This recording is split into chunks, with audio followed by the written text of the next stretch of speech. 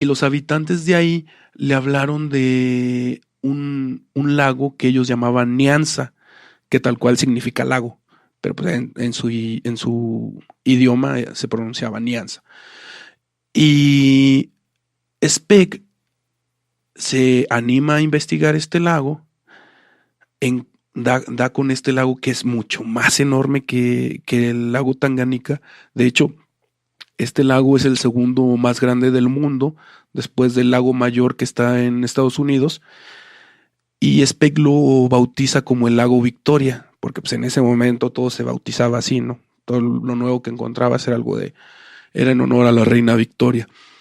Y Speck cree que ese es el origen del Nilo. Él dice, ahora sí ya lo encontré, este tiene que ser, pero no lo circunnavega. O sea, no se mete a checar si en realidad hay una salida de ese lago que pudiera ser el origen del Nilo.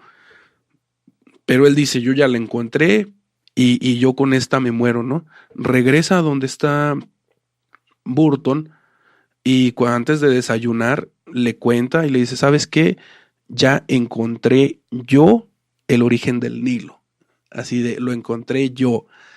Y, y pues obviamente el otro se puso con los pelos de punta y le dijo, no, tú no encontraste nada porque no pudiste circunnavegar el lago.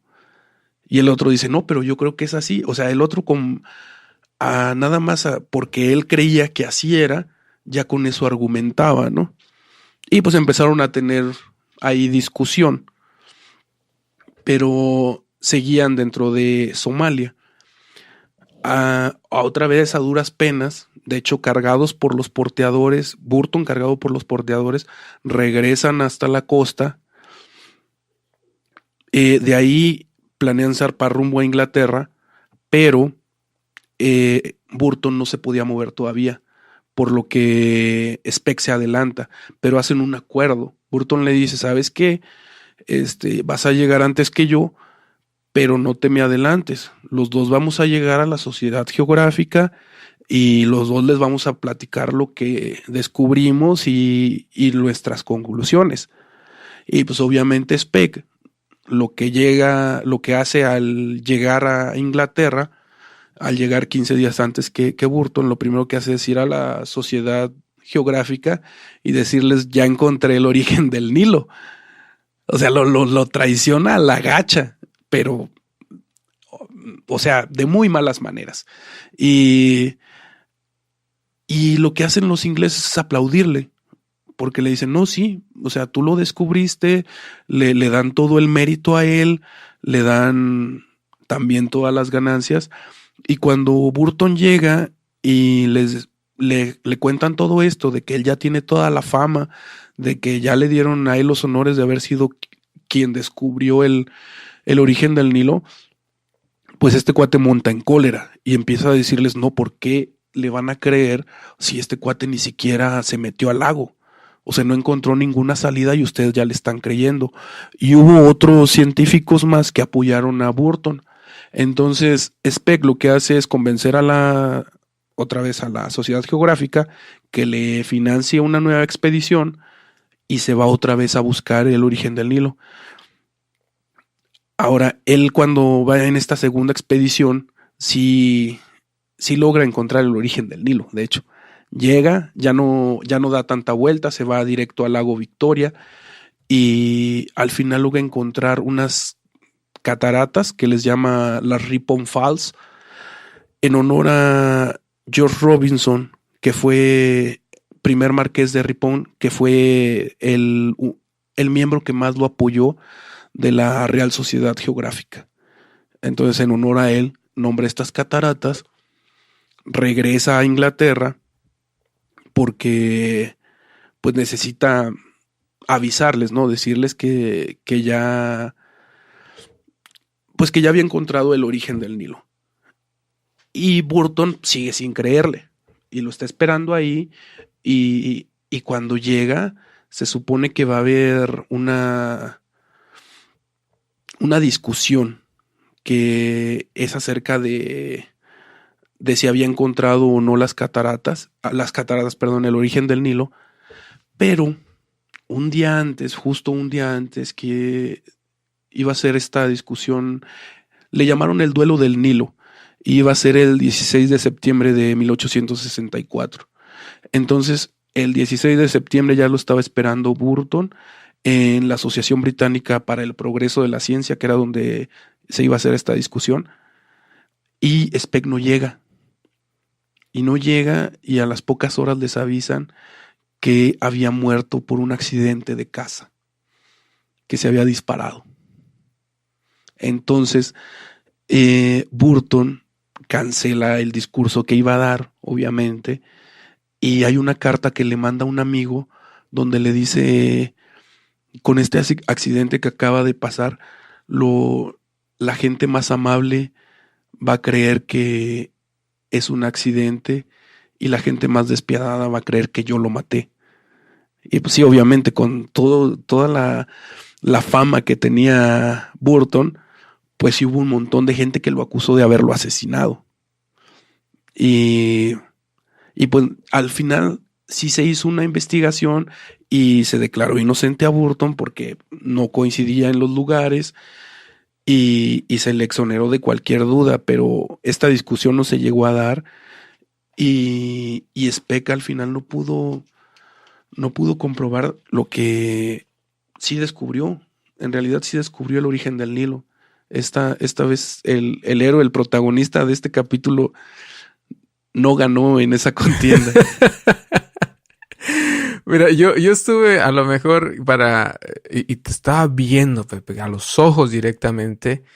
Y una pregunta que te quiero hacer es, yo me imaginé al principio que nos estabas comentando que ellos navegaban el río hacia arriba, digamos, con tal de ir, pues no sé, obviamente pues es la manera fácil que se me ocurre a mí decir, voy y navego hacia arriba, pero pues no todo se puede navegar, ¿no? Me imagino que lo que te referías también era que también tenían que caminar y más bien en vez de navegar, pues caminando, no sé si también navegaban partes o no.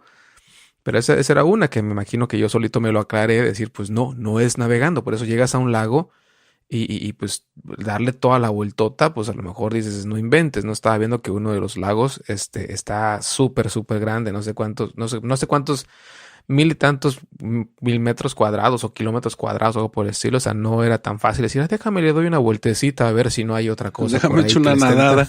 No. Esa era una, la otra es, pues que no había en ese entonces figura del suicidio, hombre, pues si no fue accidente, ¿qué tal que se mató de la pena? Pero ¿cuál pena? Si él sí lo había descubierto. Eso era otra cosa. Yo pensé que entonces que Burton lo había descubierto, pero entonces no, me perdí un poquito en la como lo platicaste, pero entonces sí fue Speck el que lo descubrió, Pepe. Sí, de hecho sí fue Speck el que lo descubrió. Burton se había quedado con la suya de que en el Tanganica era donde salía el Nilo, pero no. Ya se comprobó todo que no. Ya muchos años después alguien hizo un recorrido en avión y se dieron cuenta de que sí nacía en parte del lago Victoria y de otros lagos más que alimentaban al río Nilo, porque después de estas cataratas, te digo que hay una parte donde se convierte en pantano y se pierde el cauce del río.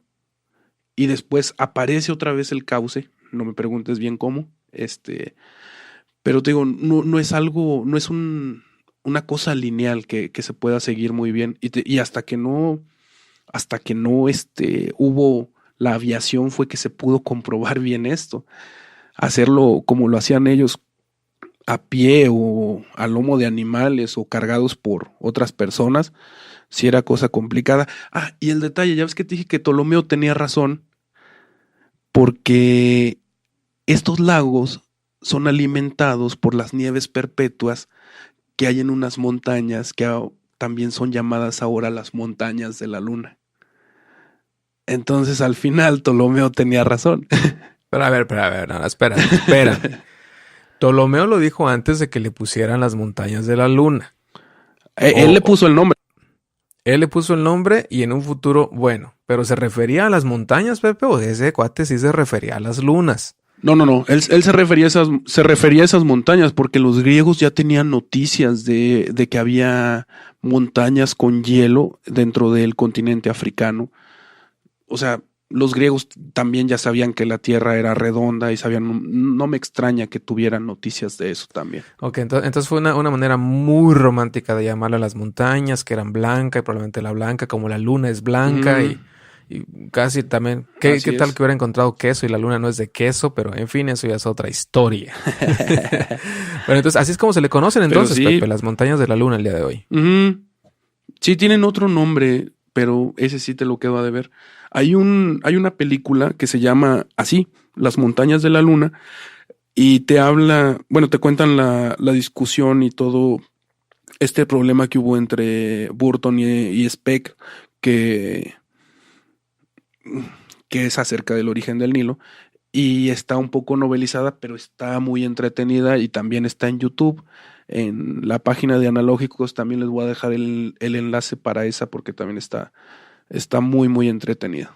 Ahora, termina Burton con su odisea de encontrar el origen del Nilo, pero me imagino que ahí no acaba ni su vida de explorador, ni de ninguno otro de los títulos que también tiene, ¿no? Fíjate que a partir de ahí fue nombrado...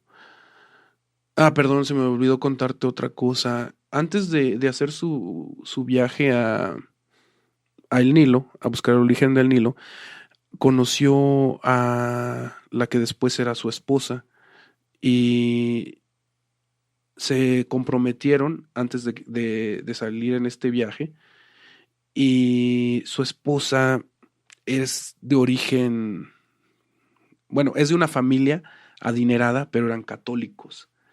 Y en ese momento, pues obviamente los ingleses no querían a los católicos después de todas las broncas que tuvieron, ¿no? Y Burton decía que si él no podía tener a una esposa atea, de entre todas prefería una católica. ¿Por qué? Quién sabe, la mera verdad. Pero también llegó a decir eso. Se va a este viaje y 10 años después de que se comprometieron es cuando se casan. Al final sí logran casarse, la mujer lo esperó y Burton no creo que la haya esperado a ella, pero bueno, al final se casaron. Y fue nombrado cónsul, lo mandaron a embajadas menores, lo que ellos llaman embajadas menores. Estuvo en Guinea, estuvo también en Brasil, pero no en Sao Paulo, sino en un poblado pequeño, o sea, sí lo mandaron feo. Al final, gracias a la intercesión de su esposa, es nombrado cónsul de Damasco en 1869, cosa que a él ya le gustó más, ¿no? Porque por este amor que le tenía a la cultura oriental. En 1883, aquí viene la parte de las traducciones, él traduce un libro que yo creo que todo mundo sabemos de él, que se llama El Kama Sutra. Él fue el primero que lo tradujo para Occidente, se puede decir, ¿no? Porque lo tradujo al inglés. Pero pues ya del inglés ya lo puedes brincar a todos los que tú quieras, todas las lenguas romance y demás. Y no solo eso, sino que también tradujo uno que espero que te suene, que es Las Mil y Una Noches.